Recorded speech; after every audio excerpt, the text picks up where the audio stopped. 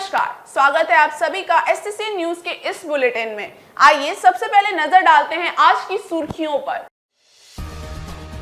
आदितपुर के मेडिट्रेना अस्पताल में मरीज की मौत के बाद हुआ हंगामा। परिजनों ने अस्पताल प्रबंधन पर लगाया इलाज में लापरवाही का आरोप। परिजनों के तुरंत पैसे जमा नहीं करा पाने पर इलाज नहीं होने से हुई मौत। आईएमए ने प्रबंधन या डॉक्टर को हानि पहुंचाने पर दी कार्रवाई की धमकी। गोलमुरी क्लब के पास खाली जमीन समतल कराने का विरोध। कुछ बाहरी लोगों ने रायती जमीन बता किया जमकर हंगामा, रुकवाया काम। स्थानीय निवासी विकास का काम बताते हुए कर रहे समर्थन। पार्क निर्माण के लिए टाटा स्टील जमीन करा रही समतल। और बाजे गाजे के साथ निकले नगर भ्रमण के साथ चड़क पूजा संपन्न। आदितपुर दिंदली बस्ती में धूमधाम से हुई परंपरागत चड़क पूजा। दिंदली के साथ ही आसपास की बस्तियों के लोग भी हुए शामिल। दिंदली बस्ती में सैकड़ों वर्षों से श्रद्धा पूर्वक होती रही है चड़क पूजा। चलिए अब हम बात करते हैं मेडिट्रेना अस्पताल में मरीज की मौत के बाद हुए हंगामे की। सरायकेला जिला के आदित्यपुर स्थित मेडिट्रेना अस्पताल में गत रात मरीज की हुई मौत के बाद उसके परिजनों ने अस्पताल में हंगामा खड़ा कर दिया। उनका आरोप है कि आधी रात को 2 लाख रुपए जमा नहीं कर पाने के कारण अस्पताल के डॉक्टरों द्वारा इलाज बंद कर दिए जाने के कारण मरीज की मृत्यु हो गई। सरायकेला जिला के सिनी निवासी गणेश मोदक के सीने में दर्द होने पर परिजनों ने मंगलवार रात 11 बजे उसे मेडिट्रेना अस्पताल में भर्ती कराया था। डॉक्टरों ने उसे हार्ट अटैक होने की बात बताते हुए तत्काल 2.25 लाख रुपए जमा कराने को कहा। परिजनों के अनुसार मृतक के पुत्र कैलाश मोदक ने रात 2 बजे के करीब 50,000 रुपए जमा कराते हुए तत्काल इतनी बड़ी रकम जमा करा पाने में असमर्थता जताई। हालांकि वो बाकी पैसे कुछ घंटे बाद जमा कराने के लिए मिन्नतें करता रहा। यहाँ तक कि उसने अपने दोस्तों रिश्तेदारों से एटीएम कार्ड मंगवाकर स्वाइप के जरिए पैसे जमा कर देने की बात भी कही, किंतु अस्पताल के अधिकारियों ने स्वाइप मशीन खराब होने का हवाला देते हुए नगद पैसे जमा कराने की बात कही। उधर इस क्रम में मरीज का इलाज शुरू नहीं हो सका और रात 2:30 बजे के करीब मरीज को मृत घोषित कर दिया गया। मरीज को मृत घोषित कर दिए जाने के बाद उसके परिजनों ने अस्पताल में जमकर हंगामा शुरू कर दिया। परिजन अस्पताल की लापरवाही के कारण मरीज की मौत होने का आरोप लगा रहे हैं। पापा को कल रात को 10 बजे लेकर आए, 10 बजे लाने के बाद एडमिट कराया, तो उनको प्रॉब्लम हो रहा था हार्ट का। लाने के बाद उनको शॉट आया, फिर इमरजेंसी में ले जाने के बाद उनको शॉट दे के फिर उसको रिकवरी किया गया। रिकवरी करने के बाद उसको एडमिट में लिया गया। बोले 2,500 रुपये जमा करने के लिए, तो मैं उसको 2,000 रुपये जमा किए। 2,000 रुपये सुबह देने के बाद किया, और उसके बाद फिर 10 मिनट बाद बोलता है कि उसको सर्जरी करना होगा। 2,02,834 रुपये का हमको एस्टिमेट दिया गया, जिसमें से बोले 80% अभी रिस्टेंट अभी में है, आपको 1 घंटा में जमा करना है। हमने उसमें थोड़ा सा समय मांगे थे कि हमको कुछ समय चाहिए, अब तब से ट्रीटमेंट चालू रही। तो ये हॉस्पिटल उस बात को कोई अनसुना कर दे, सुना ही नहीं मेरा बात। हम रात भर सोचते रहे कि कोई बात नहीं सुनी, ठीक है। तो मोटा मोटी हम लोग अरेंजमेंट हम फिर भी बोले एक बार कि सर अभी जो है एडजस्ट 50,000 रुपये हम कर पा रहे हैं, और बाकी का पैसा सुबह हम 8 बजे आप तक जमा कर देंगे। लेकिन इन लोगों ने बोलने लगा कि जो 80% आपका तो अभी आपको जमा करना है, उसके बाद ही हम लोग कुछ कर पाएँ, वरना सॉरी हम लोग कुछ नहीं कर सकते। उसके बाद फिर हमने क्या किया, हम बोले ठीक है कुछ समय दीजिए, ठीक है। वहीं पीड़ितों के समर्थन में पहुंची समाज सेविका अनामिका सरकार ने पैसा जमा नहीं होने के कारण मरीज की हुई मौत को जानबूझकर हत्या का आरोप लगाते हुए कहा कि आधी रात को कोई इतने पैसे कहां से लाकर जमा कराएगा। अस्पताल प्रबंधन को पैसे जमा कराने के लिए टाइम देना चाहिए था। अनामिका सरकार ने इस संबंध में स्वास्थ्य मंत्री बन्ना गुप्ता से शिकायत करने की बात भी कही। देखिए ये बहुत दुर्भाग्यपूर्ण है, क्योंकि हम लोग हॉस्पिटल को भगवान के रूप में मानते हैं, यहाँ के डॉक्टर्स को। अगर यहाँ के डॉक्टर्स बोल देंगे कि आई एम सॉरी, ये सॉरी जो वर्ड है बहुत सिंपल वर्ड है। जो अंग्रेज गए हैं गुलामी छोड़ के चले गए, सॉरी बोलने से आगे इनका पिता वापस आ जाता है, तो आजकल सब कुछ सॉरी बोल कर ही काम निकाल लेते हैं। लेकिन इस तरह से जो किया जाता है, इमरजेंसी में लिया गया है। जब ये लोग बोले कि किसी भी तरह हम पैसा सुबह तक डिपॉजिट कर देंगे, तो इनको ट्रीटमेंट चालू करना चाहिए था, जबकि ये रिटर्न में लिख के भी दिए कि हम सवेरे जमा कर देंगे। लेकिन यहाँ का लापरवाही नहीं, ये जानबूझ करके उनका हत्या किया गया है। अगर वो ट्रीटमेंट किए रहते हैं तो कहीं ना कहीं उनका कुछ ना कुछ तो जीवन तो बच जाता है। हाँ, लेकिन उन्होंने कोई प्रयास नहीं किया। इतने घंटे तक उन्होंने सिर्फ बर्बाद किया और एक पेशेंट को उन्होंने मार दिया है। इन्होंने हत्या का काम किया है, ना कि इन्होंने बचाने का काम किया। पैसे के लिए मारा गया है। अभी ये लोग का सिर्फ और सिर्फ एजेंडा बन गया है, प्राइवेट आप हॉस्पिटल खोलिए, अब पैसे चलाइए। और इसकी जो भी हम लोग शिकायत जो है हमारे स्वास्थ्य मंत्री बन्ना गुप्ता जी के पास हम लोग रखेंगे कि ऐसे हॉस्पिटलों से कार्रवाई की जाए और कम से कम आम जनता गरीबों के लिए थोड़ा सा मदद किया जाए कि इस तरह से ना किया जाए कि जब तक डिपॉजिट नहीं करेंगे तब तक ट्रीटमेंट ना करेंगे। ये शब्द को हटाना है और पहले आप ट्रीटमेंट कीजिए, उसके बाद जा करके आप कम से कम टाइम तो दे दीजिए पैसे जमा करने का। आप टाइम भी नहीं दे रहे हैं, आप तुरंत बोल रहे कि पैसे जमा करें, वो कहाँ से करें? और रात बोलेंगे कि आप पैसा जमा करें, रात को लोग कहाँ से पैसे निकालेंगे? किसी के पास भी इमीडिएटली 50,000, 1 लाख रुपए, 2 लाख रुपए नहीं होता है। ये बहुत ही दुर्भाग्यपूर्ण है कि इस देश में हाँ इस तरह से काम हो रहा है। मतलब कि एक इंसानियत जो है पूरा मर चुका है। वहीं आईएमए जमशेदपुर के महासचिव डॉक्टर सौरभ चौधरी ने मेडिट्रीना अस्पताल में हुए हंगामे के संबंध में कहा कि अगर इसको लेकर अस्पताल या इलाज कर रहे डॉक्टरों को कोई हानि पहुंचाने की कोशिश की गई तो आईएमए चुप नहीं बैठेगा। उन्होंने कहा कि आईएमए भी ऐसा करने वालों के साथ उसी रूप में जवाब देगा। आइए बात करते हैं गोलमुरी क्लब के पास खाली जमीन के समतलीकरण को लेकर हुए हंगामे की। जमशेदपुर के बिरसा नगर जोन नंबर 7 में गोलमुरी क्लब के पास खाली जमीन पर चल रहे समतलीकरण के काम को कुछ लोगों ने हंगामा कर रुकवा दिया। वे रियायती जमीन बताते हुए वहां चल रहे काम का विरोध कर रहे थे। वहीं स्थानीय लोग इस क्षेत्र के विकास का कार्य बताते हुए काम जारी रखने जाने की मांग कर रहे हैं। बता दें कि बिरसा नगर जोन नंबर 7 में गोलमुरी क्लब के पास स्थित खाली जमीन पर पार्क बनाने की योजना है। इसके लिए टाटा स्टील द्वारा उक्त जमीन का समतलीकरण कराया जा रहा है, लेकिन मंगलवार को कुछ बाहरी लोगों ने वहां पहुंचकर उसे रियायती जमीन बताते हुए हंगामा खड़ा कर दिया।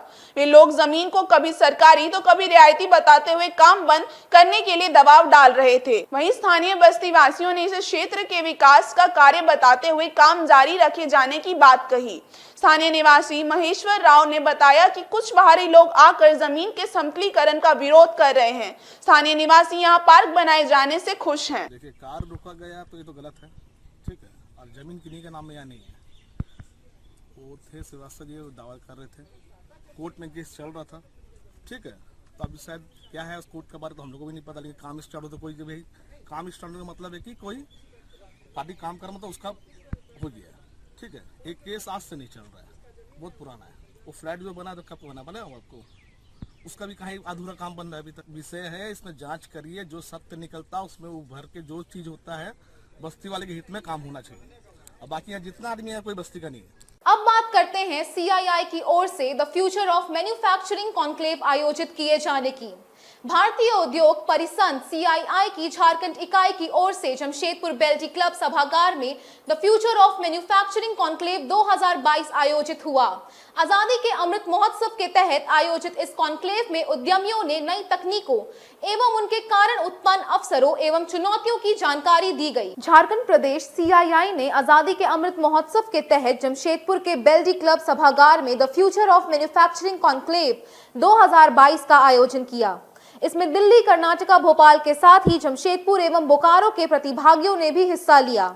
इसके अलावा टाटा मोटर्स, विप्रो आदि जैसी अनेक बड़ी कंपनियों ने भी शिरकत की। कॉन्क्लेव में क्षेत्र के लघु एवं मध्यम उद्योगों के प्रतिनिधियों को नई तकनीकों एवं डिजिटाइजेशन से संबंधित मुद्दों पर जानकारी भी दी गई, ताकि उद्योगों का समुचित विकास हो सके। इसके तहत उद्यमियों को रोबोटाइजेशन, ऑटोमेशन, 3D प्रिंटिंग जैसी नई तकनीकों के बारे में जानकारी देते हुए उनके कारण उत्पन्न अवसरों एवं चुनौतियों की जानकारी भी दी गई। सीआईआई के झारखंड चैप्टर के चेयरमैन तापस साहू ने आयोजन की जानकारी देते हुए कहा कि उद्यमियों को नई तकनीकों एवं अनेक कारण उत्पन्न अवसरों एवं नई चुनौतियों के बारे में जानकारी भी दी गई। आज का जो सेशन हम लोग कर रहे हैं ये है 5th मैन्युफैक्चरिंग कॉन्क्लेव हम लोग इसको कर रहे हैं। ये बेसिकली हम लोग का जितने भी नए टेक्नोलॉजी आ रहे हैं, डिजिटाइजेशन पे जो काम हो रहा है, तो हमारा झारखंड पिछड़ नहीं जाए इसके लिए हम लोग ये सेमिनार कर रहे हैं, जिसमें बहुत से नए चीज़ जो हम लोग करेंगे वो IoTs पे है, रोबोटाइजेशन पे है, ऑटोमेशन पे है और 3D प्रिंटिंग के जैसे जो टॉपिक्स है उसको कवर किया जाएगा। इसमें डेलीगेट्स हम लोगों ने दिल्ली से बुलाए हैं, कर्नाटका से हैं, आपका भोपाल से हैं, then we have delegates from Bokaro and Jamshedpur. और इसमें जितने भी स्पेसिफिक वेंडर्स हैं जो ऑटोमेशन रिलेटेड हैं, जैसे विप्रो भी इसमें पार्टिसिपेट कर रहा है, टाटा कमिंस है, टाटा मोटर्स है, IBM है, तो बहुत से बड़ी कंपनी भी आ रहे हैं, ताकि हमारे जो यहाँ पे लघु उद्योग हैं और जो भी मध्यम उद्योग है उनको ये जानकारी हो कि आज के दिन में टेक्नोलॉजी से हम लोग क्या क्या कर सकते हैं और कितने अच्छे से कर सकते हैं। और आज के समय में जहाँ skill development, skill man power का इश्यूज होता है, तो ये ऑटोमेशन बहुत ही लाभदायक है। अब बात करते हैं जादूगोड़ा क्षेत्र में तेज आंधी पानी के कारण मची तबाही की। जमशेदपुर से सटे जादूगोड़ा में मंगलवार शाम हुई झमाझम बारिश ने मौसम तो खुशनुमा कर दिया, किंतु इससे पूर्वाई आंधी ने कई पेड़ उखाड़ डाले। आंधी के कारण सड़क पर जगह जगह पेड़ व डालियां गिर जाने से रास्ता जाम हो गया। स्थानीय लोगों द्वारा पेड़ों व टहनियों को काटकर हटाए जाने के बाद यातायात सामान्य हुआ। मंगलवार को पूरे दिन भीषण गर्मी झेलते रहे जादूगोड़ा क्षेत्र में शाम को अचानक तेज आंधी के साथ झमाझम बारिश हो गई। बारिश से पूरे इलाके में मौसम खुशनुमा हो गया, लेकिन इससे पहले आई आंधी के कारण क्षेत्र में कई जगह पेड़ उखड़ गए। कई स्थानों पर सड़क पर पेड़ गिर जाने से आवागमन बाधित हो गया। इसी के कारण कुछ देर के लिए जादूगोड़ा पोर्ट का मुख्य मार्ग जाम हो गया। दोनों ओर वाहनों की लंबी कतारें लग गई। स्थानीय लोग एवं यात्रियों ने किसी तरह पेड़ों व डालियों को काटकर वहां से हटाया, जिसके बाद यातायात सामान्य हो पाया। अब बात करते हैं आदित्यपुर दिनली बस्ती में नगर भ्रमण के साथ संपन्न हुई चड़क पूजा की। सरायकेला जिला के आदित्यपुर स्थित दिनली शिव मंदिर में ग्रामीणों द्वारा आयोजित 2 दिवसीय परंपरागत चड़क पूजा मंगलवार को श्रद्धालुओं के नगर भ्रमण के साथ संपन्न हो गई। बस्ती में सैकड़ों वर्षों से चली आ रही इस परंपरागत पूजा में बस्ती के अलावा आसपास की बस्तियों के श्रद्धालुओं ने भी शिरकत की। बताते चले कि आदित्यपुर की सबसे पुरानी दिनली बस्ती में श्रद्धालु सैकड़ों वर्षों से जून माह के दूसरे सप्ताह में सोमवार एवं मंगलवार को श्रद्धा पूर्वक चड़क पूजा का आयोजन करते आए हैं। 2 वर्ष के कोरोना संकट के बाद इस वर्ष बस्ती वासियों ने परंपरागत चड़क पूजा का आयोजन किया। सोमवार को श्रद्धालुओं ने पूरे विधि विधान सूप पूजा अर्चना की, जिसमें दिनली बस्ती एवं उसके आसपास की अन्य बस्तियों के श्रद्धालु भी इसमें शामिल हुए। आज मंगलवार को श्रद्धालु गाजे बाजे के साथ नगर भ्रमण पर निकले, जिसमें सैकड़ों स्त्री पुरुष एवं बच्चों ने भी शिरकत की। नगर भ्रमण के साथ ही चड़क पूजा का समापन हो गया। चड़क पूजा समिति के अध्यक्ष लालटू महतो ने बताया कि ये दिनली बस्ती की परंपरागत पूजा है, जो सदियों से बस्ती में आयोजित होती आ रही है। विगत 2 साल कोरोना महामारी के कारण पूजा का आयोजन नहीं हुआ, किंतु कोरोना का खतरा कम होते ही इस वर्ष पुनः पूजा का आयोजन किया जा रहा है। ये पारंपरिक संस्कृति है, ये हम लोग का बाप दादा से का पर्व है और उसको हम लोग करते आ रहे हैं। और ये पूर्वज का पर्व है, 1818 का पर्व, आज का पर्व नहीं है। आदित्यपुर अगर बसा है तो दिल्ली बस्ती के बाद कोई भी बस्ती बसा है, और उसी का संस्कृति को आज हम लोग पालन कर रहे हैं। यहाँ का अध्यक्ष हूँ और उसी का संस्कृति को पालन कर रहे हैं। पूरा गाँववासी, पूरा हम लोग का जितना है सब हम लोग साथ। ये क्या पूजा होता है? बहुत साल पहले कहा जाता था कि जिस समय हम लोग यहाँ खेती करते थे, यहाँ वर्षा नहीं हो रहा था, तो इसमें बाबा का पूजा किया गया और पूजा करने के उपरांत मन्नत रखा गया, जिसके बाद यहाँ पूरा बारिश ही बारिश। आज ही आप देख लीजिए, हमको लगता है पूरा गर्मी है, और देख लीजिए आज पूजा हुआ, बलि हुआ, और शाम तक का वातावरण पता कर लीजिएगा कि बारिश 100% होना ही है। ये हमारा संस्कृति है, यही हमारा पर्व है। अब बात करते हैं पोटका के गांव में किशोरियों के लिए मार्शल आर्ट्स प्रशिक्षण शुरू किए जाने की। जमशेदपुर की सामाजिक संस्था मेराकी ट्रस्ट एवं Inner Wheel Club of Jamshedpur West ने पोटका के सुदूर डाटोबेड़ा गांव में किशोरियों के लिए मार्शल आर्ट्स प्रशिक्षण कैंप की शुरुआत की। इसके तहत गांव की 12 से 16 वर्ष आयु वर्ग की किशोरियों को मार्शल आर्ट्स की बेसिक ट्रेनिंग दी जाएगी, ताकि वे आत्मरक्षा में सक्षम हो सके। जमशेदपुर स्थित सामाजिक संस्था मेराकी ट्रस्ट एवं Inner Wheel Club of Jamshedpur West ने जमशेदपुर से निकट पोटका के सुदूर गांव डाटोबेड़ा में किशोरियों को आत्मरक्षा के लिए तैयार करने के उद्देश्य से उन्हें मार्शल आर्ट्स की ट्रेनिंग देने का निर्णय लिया है। इसके तहत डाटोबेड़ा गांव की 12 से 16 वर्ष आयु वर्ग की किशोरियों को आगामी रविवार से मार्शल आर्ट्स सिखाया जाएगा, ताकि मुसीबत की घड़ी में वे स्वयं अपनी सुरक्षा कर सके। मेराकी ट्रस्ट की सचिव रीता पात्रों ने बताया कि इसके तहत गांव की 16 किशोरियों के नाम मिले हैं, जिन्हें ब्लैक बेल्ट सुंदर बेसरा मार्शल आर्ट्स की बेसिक ट्रेनिंग देंगे। जिससे मुसीबत की घड़ी में वे स्वयं अपनी सुरक्षा कर सके। वहीं इस अवसर पर लोगों को संबोधित करते हुए मुख्य अतिथि पूर्व विधायक मेनका सरदार ने इस अच्छी पहल के लिए मेराकी ट्रस्ट को बधाई दी। उन्होंने कहा कि ये प्रशिक्षण गांव की लड़कियों को मजबूत बनाएगा और वे मुसीबत के वक्त में स्वयं अपनी रक्षा करने में सक्षम हो सकेंगी। मेराकी संस्था, Inner Wheel Club Jamshedpur West, ये दोनों संस्था के संयुक्त शुरुआत और प्रारंभ के साथ पोटका के इस डाटोबेड़ा सुदूर गांव पे हम लोग विगत 1 साल से कई सारे काम के साथ साथ एडोलेसेंस गर्ल्स की जो भी किशोरी बालिकाएं हैं उनके बीच में हम लोग उनके आत्म सुरक्षा, छेड़खानी के रोकथाम के लिए हम लोगों ने ये तय किया है कि इनको कराटे की बेसिक ट्रेनिंग, मार्शल आर्ट की बेसिक ट्रेनिंग दिया जाए, क्योंकि हम सभी जानते हैं कि शौच आदि के लिए हाट बाजार से बाहर से शाम को आना, साथ ही स्कूल में साइकिल से आते आते शाम हो जाना किशोरी बालिकाओं की आत्म सुरक्षा का बहुत बड़ा एक सवालिया निशान है। आए दिन हम लोग न्यूज में, अखबार में पढ़ते हैं कि लड़कियों के साथ कई सारी छेड़खानियों की घटना होती है।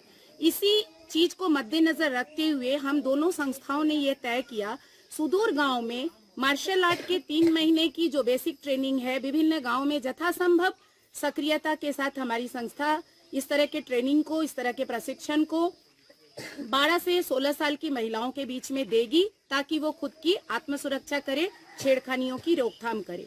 आज डाटोबेड़ा गांव में मुख्य अतिथि के रूप में हमारे बीच में श्रीमती मेनका सरदार, पोटका की एक्स MLA हमारे बीच में रही हैं। चूंकि खुद वो काफी तत्पर और आगे बढ़ी हुई प्रो विमेन जिसको कहते हैं, उन्होंने हमारा साथ दिया और उन्होंने काफी सराहा कि इस तरह के ट्रेनिंग में मैं खुद आपके साथ जरूर जाऊंगी और पोटका के विभिन्न क्षेत्र में इस तरह के कार्यक्रम में मैं आपके साथ रहूंगी।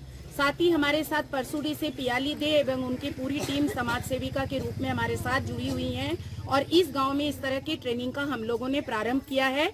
हमारे बीच ब्लैक बेल्ट करंडी में रहने वाले सुंदर बेसरा जी हैं, जो हमारे मास्टर ट्रेनर के रूप में हमारे बीच आए हैं। साप्ताहिक 2 दिन के इस प्रशिक्षण की शुरुआत हम लोग करेंगे, जो बुधवार को शाम को और रविवार को सुबह सुबह ये ट्रेनिंग होगी और 15 बच्चियों का नाम हम लोगों को मिला है, जो 15 बच्चियां इस गांव में अगले संडे से इस ट्रेनिंग की शुरुआत करेगी, जिसकी विधिवत शुरुआत आज हम लोगों ने श्रीमती मेनका सरदार के सामने उनके समक्ष हम लोगों ने शुरुआत किया। जो किशोरी महिलाओं का आत्मा सुरक्षा के लिए जो बेसिक है, वो बेसिक सिखाने के लिए आज इस संस्था को हम धन्यवाद देंगे, क्योंकि ये विशेषकर देखा जाता है शहरी में, और आज ये मेनका संस्था के माध्यम से जो रीता पात्र का प्रयास से और हमारे सुंदर बेसरा जो इस गांव में सप्ताह में 2 दिन सिखाने के लिए वो मंजूर दिए है, सहमति दिया है, उसको भी हम धन्यवाद देंगे। क्योंकि ग्रामीण क्षेत्र में जो भी उस तरह का साधन नहीं होता है और साधन नहीं होने के बावजूद भी आज बेसरा यहाँ अपना सहमति दिया है कि हम ग्रामीण बच्ची को, जो किशोरी महिला, उसको हम कराटा या बेसिक जो आत्मा सुरक्षा के लिए जो विधि है, उस विधि को आज हम ही लोग का बीच में सिखाने का काम किया है। और डाटोबेड़ा जो गांव का जितने भी हमारे यहाँ महिला समिति बना हुआ है, इस महिला समिति के तमाम यहाँ का अध्यक्ष, सचिव, कोषाध्यक्ष, उनको भी धन्यवाद देंगे। इतना धूप में और धूप के बावजूद भी पेड़ के नीचे आज ये लोग बहुत देर तक इंतजार करते हुए आज इस हमारे गांव में इस बेसिक आत्म सुरक्षा या कराटा को जो हमारे यहाँ किशोरी महिला लोग शिक्षा प्राप्त करने के लिए बहुत ही इच्छुक है। आज पहला दिन है, तो निश्चित रूप से आने वाला दिन में हम इसका आत्मा सुरक्षा के साथ साथ इन लोग से हम निवेदन करेंगे, क्योंकि यहाँ सारे महिला है, माताएं हैं, माता से भी निवेदन करेंगे एक चीज़ जरूर सिखाइए, उसके साथ साथ शिक्षा में भी आप जोर लगाइए, क्योंकि सरकार के तरफ से किशोरी महिलाओं को उच्च शिक्षा, निम्न शिक्षा से लेकर उच्च शिक्षा के लिए भी सरकार अपना अनुदान दे रहे हैं। तो निश्चित रूप से आने वाला जो डाटोबेड़ा गांव है, हम बहुत दिन के बाद आ रहे हैं, तो निश्चित रूप से एक के यहाँ का जो जन समस्या था उस समस्या के बारे में भी हम चर्चा किया। इस गांव में क्या समस्या है, जो पहले हम इस क्षेत्र में कई साल विधायक थे, उस समय भी हम नहीं कर पाए, लेकिन अभी भी उस समय बहुत सारे जो समस्या था उस पोटका क्षेत्र में समाधान किया। आज के इस बुलेटिन में बस इतना ही। हम फिर हाजिर होंगे कुछ और नई खबरों के साथ। तब तक के लिए SSC न्यूज की पूरी टीम की तरफ से मुझे दीजिए इजाजत। नमस्कार।